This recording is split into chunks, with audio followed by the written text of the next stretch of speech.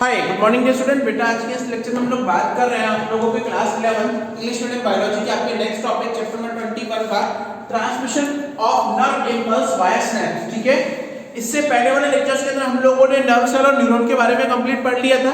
ठीक है, अब न्यूरॉन के बारे में कंप्लीट पढ़ने के बाद I am just recalling you, मैंने आप लोगों को बताया था कि इससे पहले वाले वीडियो में हमने क्या पढ़ा था कि आप लोगों का जो न्यूरॉन है, न्यूरॉन के अंदर जो एक्सोन है वो किस तरीके से पोलराइज और डीपोलराइज होकर एक्सोन मेम्ब्रेन आपके इंपल्स को जनरेट करती है। How can they transfer. अब वो इंपल्स जो वो डेंड्राइट से लेकर एक्सोन टर्मिनल तक तो आ गए।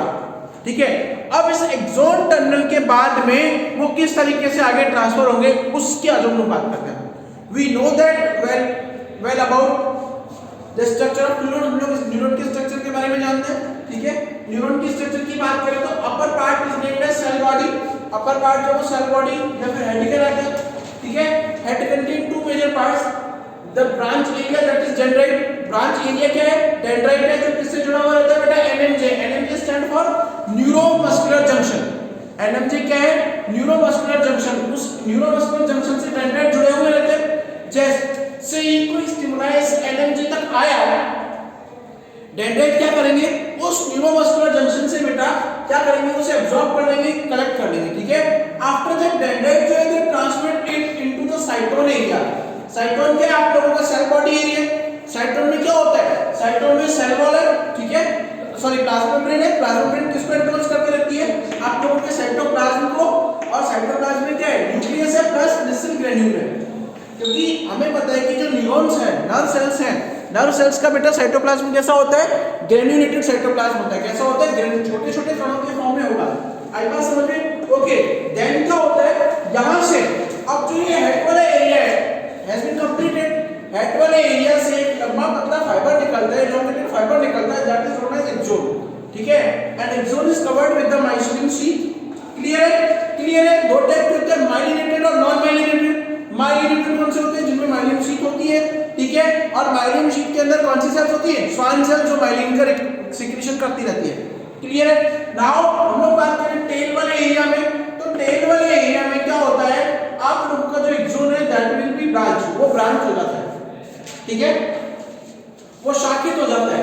अब यहां तक इंपल्स तो आ गया, इंपल्स आ गया एक्सोन। अब एक्सोन का जो टिप वाला एरिया, टर्मिनल वाला एरिया है, that have the bulb like structure. उसके अंदर बल्ब लाइक स्ट्रक्चर होती है, that are known as synaptic node. इसे आप लोग क्या बोलते हो?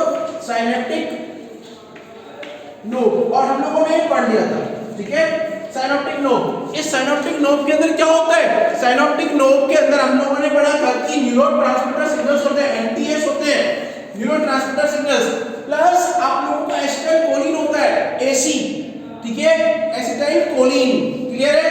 क्लियर है? अच्छा, अब मैंने बताया था आप लोगों को कि एक सिंगल नर्व सेल का जो आप लोगों का टर्मिनल पॉइंट है that is been connected by the dendrite of another neuron. ठीक है, दूसरी न्यूरॉन के डेंड्राइट के साथ में क्या है? कनेक्टेड रहता है। और इन दोनों के बीच में जो प्लेस है उस प्लेस को आप लोग क्या बोलते हो? सिनेप्स बोलते हो। क्या बोलते हो? सिनेप्स। कहां पर जुड़ा रहता है? सिनेप्स के ऊपर। और द गैप बिटवीन, एक वर्ड आता है, gap between the axon terminal of one neuron and dendrite of another neuron is known as cleft. इसे आप लोग क्या बोलते हैं बच्चों? क्लेफ्ट बोला जाता है। क्या बोला जाता है?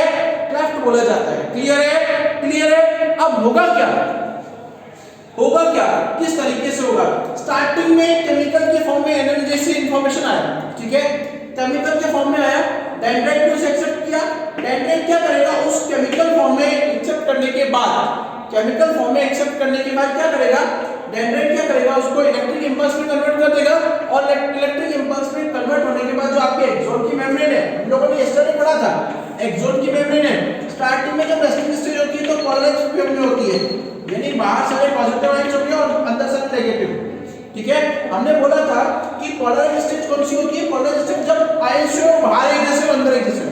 ठीक है, डीपोलराइज्ड मतलब यहां पर माइनस यहां प्लस, आयंस में चेंज हो गया। ठीक है, इस तरीके से क्या हो जाएगा? आप लोगों का चेंज हो जाएगा। ओके, अब डीपोलराइज्ड और पोलराइज्ड, यहां से कंडक्ट हो रहे हैं इंपल्स, यहां इंपल्स बने कंडक्ट हो रहे हैं, आगे निकल रहे हैं, लेकिन इनका ट्रांसमिशन मतलब एक नर्व सेल से दूसरी नर्व सेल में जाना। एक नर्व सेल से दूसरी नर्व सेल के अंदर क्या करना, जाना। ठीक है, ठीक है। अब ये ट्रांसमिशन किस तरीके से होता है, तो स्टार्टिंग में इलेक्ट्रिक इंपल्स में था, केमिकल में था, इलेक्ट्रिक में था, फिर केमिकल में आया। इस ट्रांसमिशन को आप लोग क्या बोलते हो, केमिकल स्नैप्स ट्रांसमिशन। क्या बोलते हो बेटा, केमिकल स्नैप्स ट्रांसमिशन, CST बोला जाता है, CST या CSIT, काफी लोग ये भी बोलते हैं CSIT, chemical snaps impulse transmission. ठीक है, स्टिमुलस ट्रांसमिशन। ओके, क्लियर है। अब ये केमिकल जो स्नैप्स ट्रांसमिशन है ये जनरल कंडीशन में होता है। जनरल कंडीशन में कब होगा, जब आपका जो क्लेफ्ट का साइज है, size of cleft is quite high, जो इसका क्लेफ्ट का साइज है वो बहुत बड़ा होगा, यानी क्लेफ्ट का साइज अगर ज्यादा होगा तो क्या होगा, सबसे पहले इलेक्ट्रिक इंपल्स में आया, उसके बाद वो केमिकल में चेंज हो जाएगा, और केमिकल में चेंज होने का काम कौन करेगा, एसिटाइलकोलिन। कौन करेगा, एसिटाइलकोलिन। ओके, क्लियर है। अब बात करते हैं आगे इलेक्ट्रिक सिनेप्स। ये बहुत रेयर कंडीशन में होता है, जब क्लेफ्ट का साइज, यानी जब साइज जो है गैप है क्लेफ्ट का बहुत कम है, रिड्यूस्ड गैप है, बहुत कम गैप है, तो क्या होगा, डायरेक्टली इलेक्ट्रिक इंपल्स के फॉर्म में ही दूसरा डेंड्राइट उसको एक्सेप्ट कर लेगा। क्लियर है, बहुत रेयर कंडीशन, इसलिए बुक्स में क्या मिलता है कि केमिकल के फॉर्म में ही डेंड्राइट उसको एक्सेप्ट करता है। ओके, अब इस डायग्राम की अगर हम लोग बात करें, डायग्राम की बात करें तो ये डायग्राम जो है बेटा ये एक्सोन का है। ओके, और ये एक्सोन टिप है, ये एक्सोन टर्मिनल है। अब इस टर्मिनल के अंदर ऐसा कौन सी खास बात है जो उसको ट्रांसमिट करती है, टर्मिनल के अंदर जो मेम्ब्रेन होती है, जो सिनेप्स के ऊपर वाली मेम्ब्रेन होती है, उसको आप लोग बोलते हो प्री साइनेप्टिकल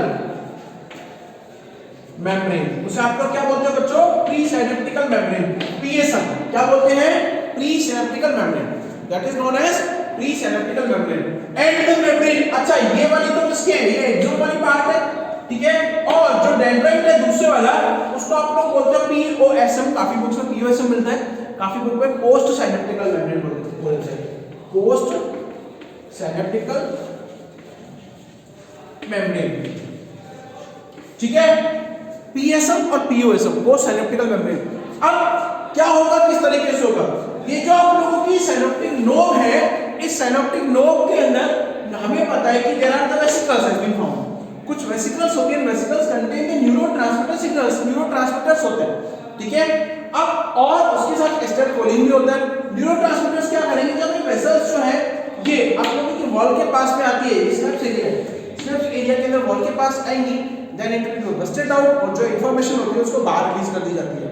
ठीक है, अगर गैप ज्यादा होगा तो एसिटाइलकोलिन क्या करेगा, उसे केमिकल के फॉर्म में कन्वर्ट कर देगा, और फर्दर दूसरा न्यूट्रिएंट उसे क्या कर देगा, एक्सेप्ट कर देगा। ठीक है, और अगर गैप कम है देन इन दैट केस क्या होगा कि डायरेक्ट जो इलेक्ट्रिक इंपल्स में आ रही थी वो दूसरे डेंड्राइट के द्वारा एब्जॉर्ब कर ली जाती है। क्लियर है, it is completed with transmission. तो ट्रांसमिशन का मतलब क्या होता है कि एक एक्सोन, एक नर्व के एक्सोन टर्मिनल से दूसरी नर्व के डेंड्राइट तक सिग्नल्स को पहुंचाना, इंपल्स को पहुंचाना, that is known as transmission, that is known as transmission. Okay, thank you.